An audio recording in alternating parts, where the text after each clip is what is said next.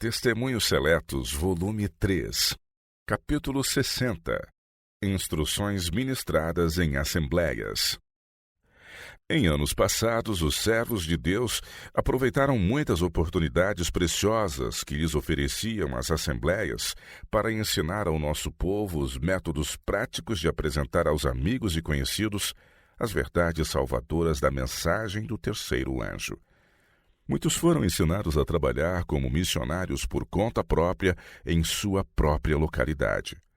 De volta dessas reuniões anuais, muitos passaram a trabalhar com maior zelo e de maneira mais inteligente que antes. Seria agradável para Deus que muito mais instrução prática dessa espécie fosse ministrada aos membros da igreja que frequentam as nossas reuniões de assembleia do que o foi no passado.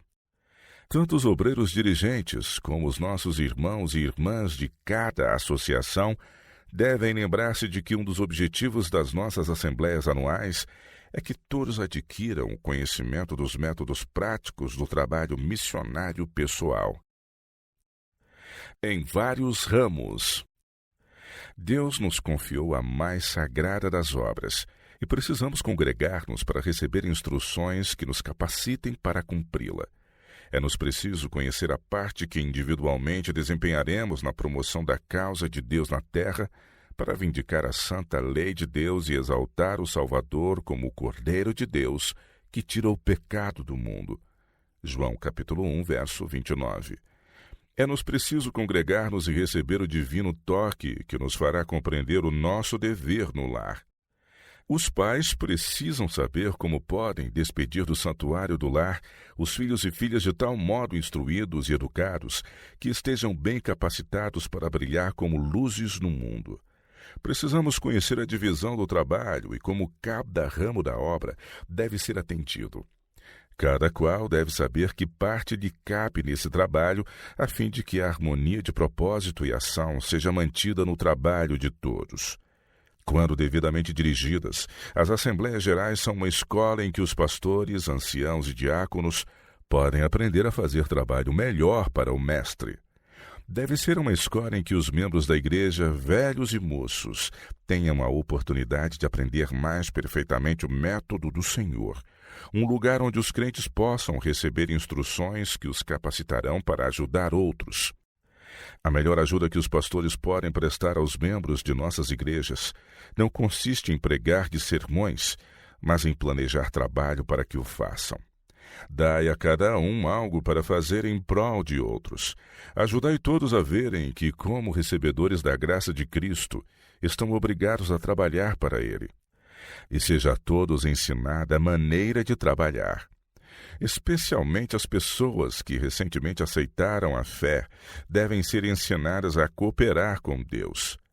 Se posto a trabalhar, o desanimado logo esquecerá o seu desânimo, o fraco ficará forte, o ignorante inteligente, e todos aprenderão a apresentar a verdade tal qual é em Jesus. Encontrarão auxílio infalível naquele que prometeu salvar a todos que a ele recorrerem. Em algumas de nossas associações, os dirigentes vacilaram na introdução desses métodos práticos de instrução. Alguns, por temperamento, tendem mais para pregar que ensinar. Mas em oportunidades tais como as de nossas assembleias anuais, é-nos preciso não perder de vista as oportunidades deparadas para ensinar os crentes a fazerem trabalho missionário prático onde vivem. Em muitos casos, nessas assembleias, convirá atribuir a certos homens escolhidos a responsabilidade de ministrarem um ensino no tocante a certos ramos de atividade educacional. Ensinem uns a dar estudos bíblicos e a dirigir reuniões em casas de família. Outros podem ter a seu cargo ensinar as pessoas a pôr em prática os princípios de saúde e temperança e a maneira de tratar os doentes. Outros ainda poderão promover o interesse de nossa obra de revistas e livros. Nossa preocupação máxima não deve tanto ser a arrecadação de dinheiro como a salvação de almas, e para alcançar esse fim, devemos fazer tudo quanto ao nosso alcance esteja, para ensinar os alunos a guiarem as almas ao conhecimento da terceira mensagem angélica. Ao sermos bem-sucedidos no trabalho de salvar almas, os que forem acrescentados à fé empregarão por sua vez a sua capacidade para transmitir a verdade a outros. Ao trabalharmos diligentemente para a salvação do próximo, Deus dará êxito aos nossos esforços. O Ministério das Publicações. Ao seguirmos os planos do Senhor, tornamo-nos cooperadores de Deus. 1 Coríntios 3, verso 9. Qualquer que seja o nosso cargo, presidente de associação, pregador, professor, aluno ou simples membro da igreja, o Senhor nos considera responsáveis pelo uso correto que fizermos de nossas oportunidades para transmitir a luz aos que necessitam da verdade presente. Um dos melhores meios que ele nos deparou consiste na página impressa. Em nossas escolas e clínicas, nas igrejas e especialmente nas assembleias gerais, devemos aprender a fazer uso sábio dessa preciosa instrumentalidade.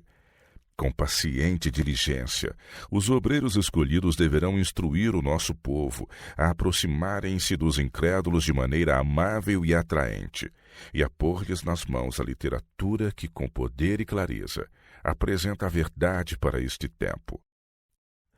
Outro aspecto da obra de publicações.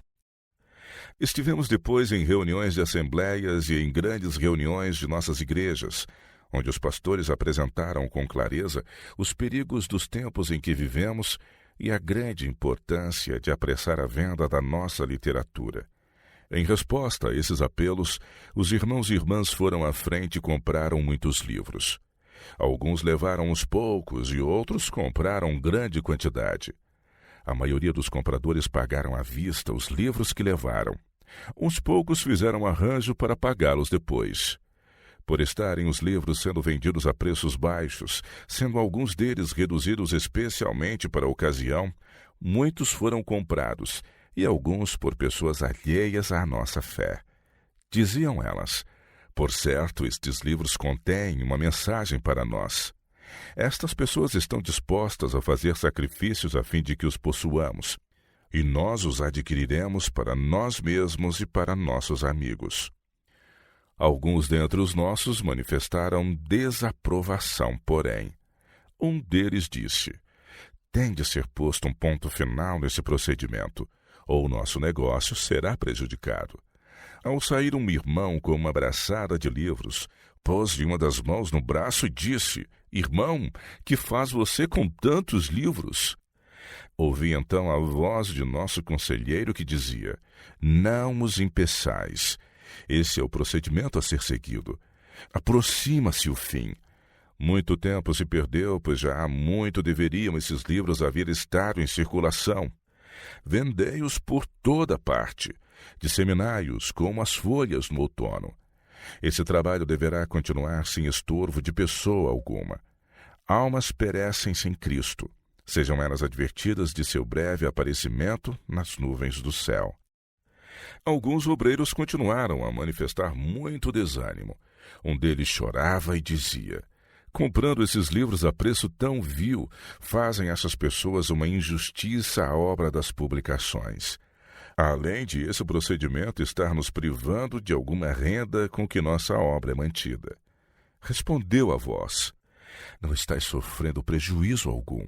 Esses obreiros que compraram os livros a preço reduzido não poderiam conseguir vendê-los com tanta facilidade sem esse suposto sacrifício. Estão comprando-os agora para amigos e para si mesmos, muitos que de outro modo não pensariam em comprar.